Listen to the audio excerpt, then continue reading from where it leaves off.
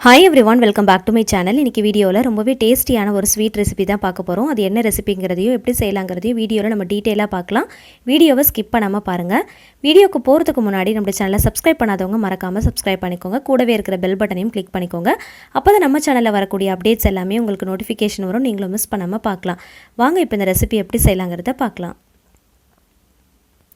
ஒரு பாத்திரத்தில் 1 கப் அளவுக்கு பச்சரிசி எடுத்திருக்கேன். அதே கப்பில் 1 கப் அளவுக்கு பாசிப்பருப்பு எடுத்துக்கலாம். எந்த கப்பில் நீங்கள் அரிசி எடுக்கிறீங்களோ அதே கப்பில் தான் நீங்கள் பாசிப்பருப்பு அளந்து எடுத்துக்கணும். இப்போ இதை நல்லா 3 தடவைக்கு நல்லா வாஷ் பண்ணி எடுத்துக்கலாம். நல்லா வாஷ் பண்ணியாச்சு. இதை ஒரு ப்ரெஷர் குக்கரில் சேர்த்துக்கலாம். இப்போ ப்ரெஷர் குக்கரில் அரிசியும் பருப்பையும் சேர்த்துடலாம்.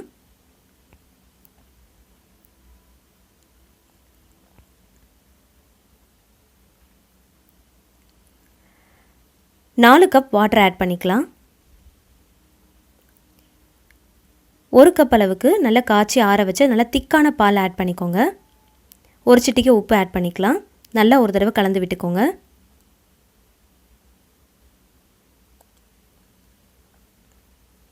இது கூடவே 1 டீஸ்பூன் அளவுக்கு கீ ஆட் பண்ணிட்டு மூடி போட்டு நம்ம விசில் வைக்க போகிறோம்.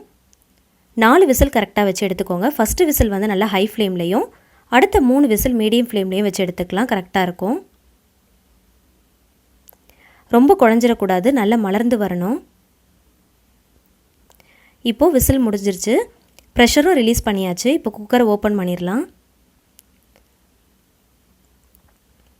இந்த அளவுக்கு நல்லா மலர்ந்து வரணும். 4 விசில் வச்சிங்கன்னா கரெக்டாக இருக்கும். ஃபஸ்ட்டு விசில் ஹை ஃப்ளேம்லேயும் அடுத்த 3 விசில் மீடியம் ஃப்ளேம்லேயும் வச்சுக்கோங்க. கரெக்டாக இருக்கும். நல்லா ஒரு தடவை கலந்து விட்டுறலாம்.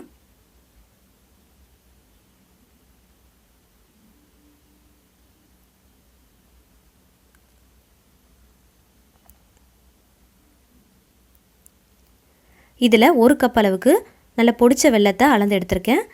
கொஞ்சமாக ஒரு 1/4 கப் அளவுக்கு மட்டும் வாட்டர் ஆட் பண்ணிக்கலாம். இப்போது நல்லா ஒரு தடவை கலந்து விட்டுடலாம். ஸ்டவ் ஆன் பண்ணியிருக்கேன்.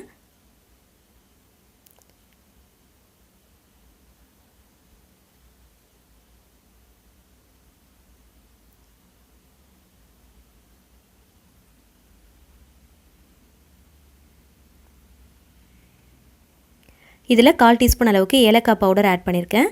சப்போஸ் உங்ககிட்ட பவுடராக இல்லை அப்படின்னா ஒரு ஏலக்காவை தட்டிட்டு கூட நீங்கள் சேர்த்துக்கலாம். ஒரு பேனில் 2 டீஸ்பூன் அளவுக்கு கீ ஆட் பண்ணிக்கலாம்.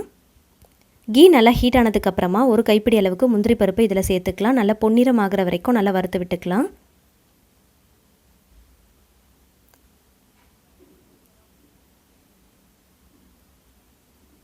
இப்போ இதில் ஒரு கைப்பிடி அளவுக்கு திராட்சை பழத்தையும் சேர்த்து நல்லா வறுத்து எடுத்துக்கலாம்.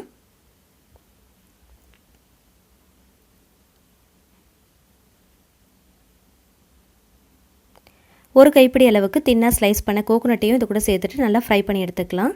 நல்லா கோல்டன் ப்ரௌன் வர அளவுக்கு நல்லா ஃப்ரை பண்ணி எடுத்துக்கோங்க. நல்லா க்ரன்ச்சியாக இருக்கும். இப்போ இது எல்லாத்தையும் 1 பை 1 ஆட் பண்ணிக்கலாம். தேவைப்பட்டால் நீங்கள் இன்னும் கூட ஒரு டீஸ்பூன் கீ ஆட் பண்ணிக்கலாம். இதை நல்லா ஒரு தடவை மிக்ஸ் பண்ணி விட்டுக்கோங்க.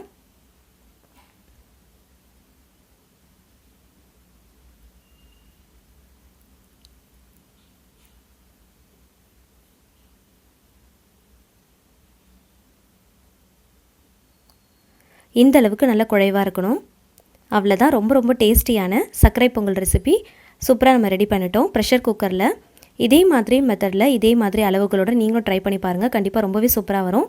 இந்த ரெசிபி பிடிச்சிருந்துச்சுன்னா மறக்காமல் லைக் பண்ணுங்கள். உங்களோட ஃபேமிலி அண்ட் ஃப்ரெண்ட்ஸ் கூட ஷேர் பண்ணிக்கோங்க. நம்ம சேனலை மறக்காமல் சப்ஸ்கிரைப் பண்ணிவிட்டு தொடர்ந்து சப்போர்ட் பண்ணுங்கள். Thank you so much. கீப் வாட்சிங்.